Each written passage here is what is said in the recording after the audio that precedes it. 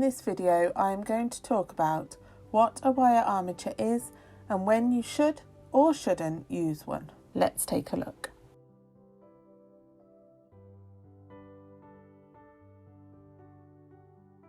A wire armature is essentially a wire skeleton that you build your sculpture over.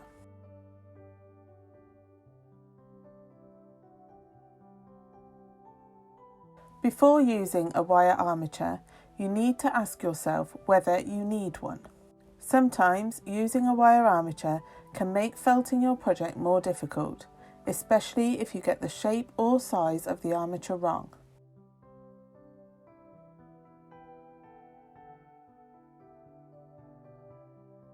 I have created a simple flow diagram to help you decide whether you need to use a wire armature or not. Asking yourself these questions before you start your project will ensure you are starting your project in the best way with the best chances of success.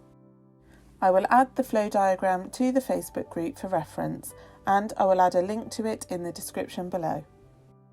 So, if you answer these questions and find that you do need to use a full or partial armature, what do you do next?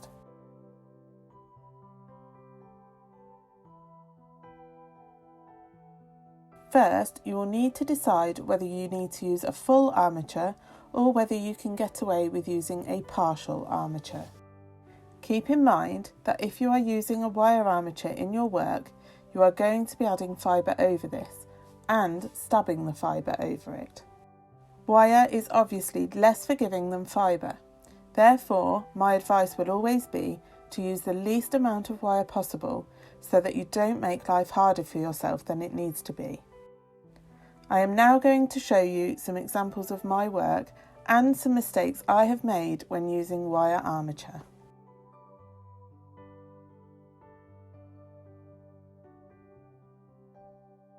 First, I want to show you this frog I made shortly after I started needle felting. I decided that I wanted the frog to have positionable legs, so I went ahead and created a full complex wire armature, even into its toes. This was a big mistake. As I made the body of the frog, I soon found that the armature was preventing me from sculpting the face as I wanted, which in turn meant that I had less control over how I wanted the finished frog to look.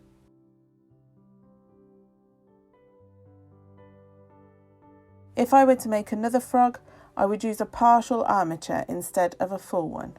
I would change it so that I would just have wire in the legs that are attached to a small wire in part of the body.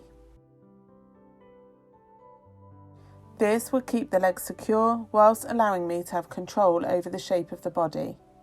I would also felt the toes from only fibre and then attach them to the legs.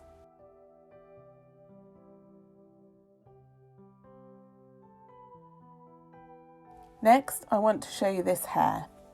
He was designed to be freestanding and so that he could be posed.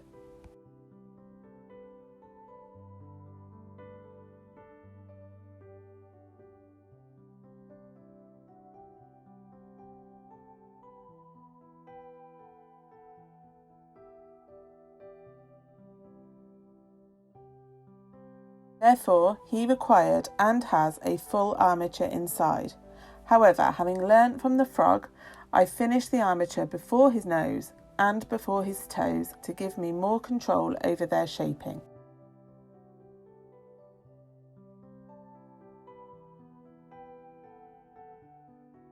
Next, I want to show you this little stylised mouse. He is small enough to be freestanding without an armature. Therefore, he only has wire in his tail so that this could be positioned.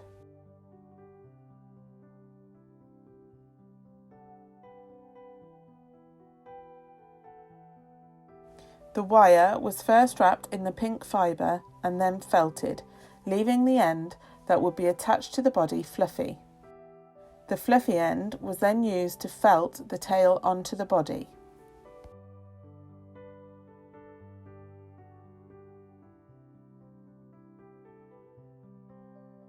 Next, I would like to show you this snail. The snail has a partial armature, however, this is purely for shaping purposes.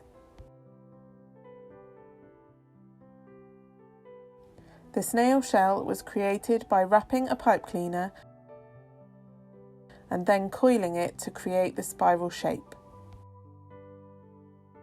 This allowed me to easily create the spiral and for it to remain coiled while I felted it in place.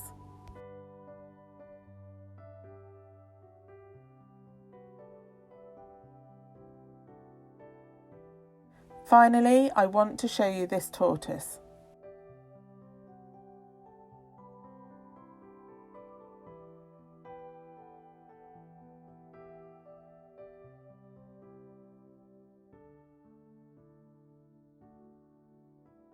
This one also has a partial armature. However, the armature for this one was used for strength and shaping rather than to allow the tortoise to be positioned.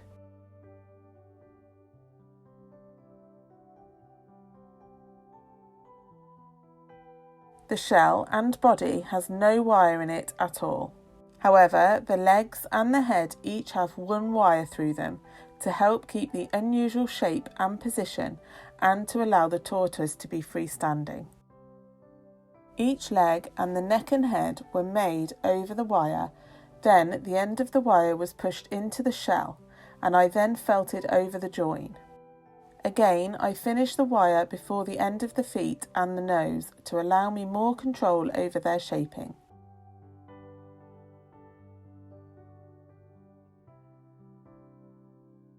So, to summarise, my advice is to only use wire when and where it is absolutely necessary.